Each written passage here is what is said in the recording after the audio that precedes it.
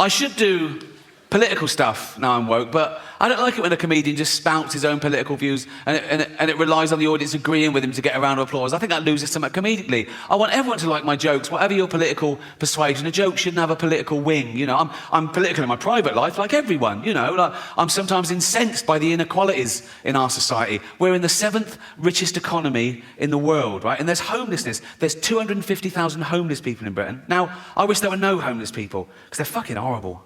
Aren't they? You know, oh yeah, right next to the fucking cash point, you cheeky cunt.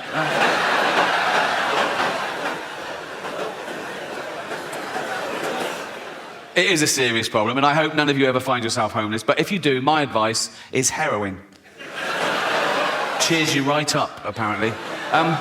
I've got one of those mates. My mate said this to me in all seriousness. He said, but the thing about heroin, Rick, he said, some of the greatest albums of all time were created on heroin, weren't they? I went, yeah, but they were created by some of the greatest artists of all time, weren't they? You're a plasterer.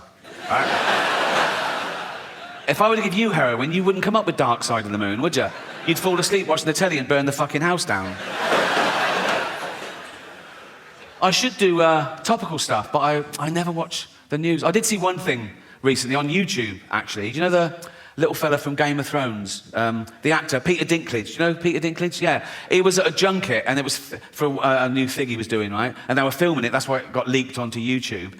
And I don't know what brought it up, but he suddenly started going off on one. So I'm like, oh, God. He was going, it's fucking disgusting. They're still doing productions of Snow White and the Seven Dwarfs. For Christ's sake, it's fucking demeaning. It's 2023. He wasn't happy.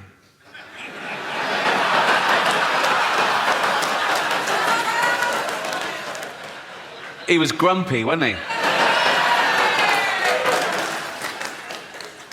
He's got a point now, hasn't he? Obviously he's got a point. But the thing is, it's all right for him, because he's a multi-millionaire Hollywood actor, and he's a great actor as well. He does Shakespeare and everything. A lot of dwarves in entertainment aren't that great. No, some of them are fucking... They're props, right?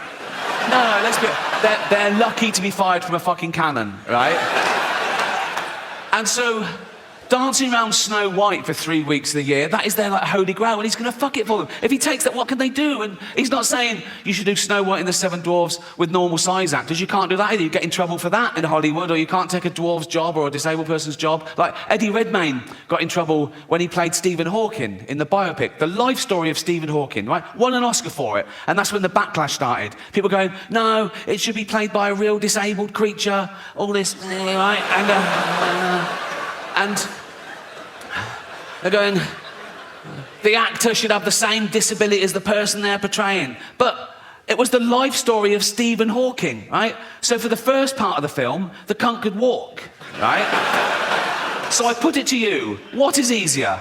Getting an actor who can walk, pretend he can't, for the last bit of the film, or get an actor who can't walk, pretend he can for the first bit. How would that even fucking work? Puppetry, think. You can't always find an actor with the same disability as the person they're portraying. They're fucking actors. What if they did a biopic of Helen Keller, the deaf, dumb and blind girl? Well, what's the chances of finding a deaf, dumb and blind actress who can play that role? And if you did, you go run into the director and go, we found a deaf, dumb and blind girl. What did she say? She didn't even answer the fucking phone. Oh, don't get me started. Oh.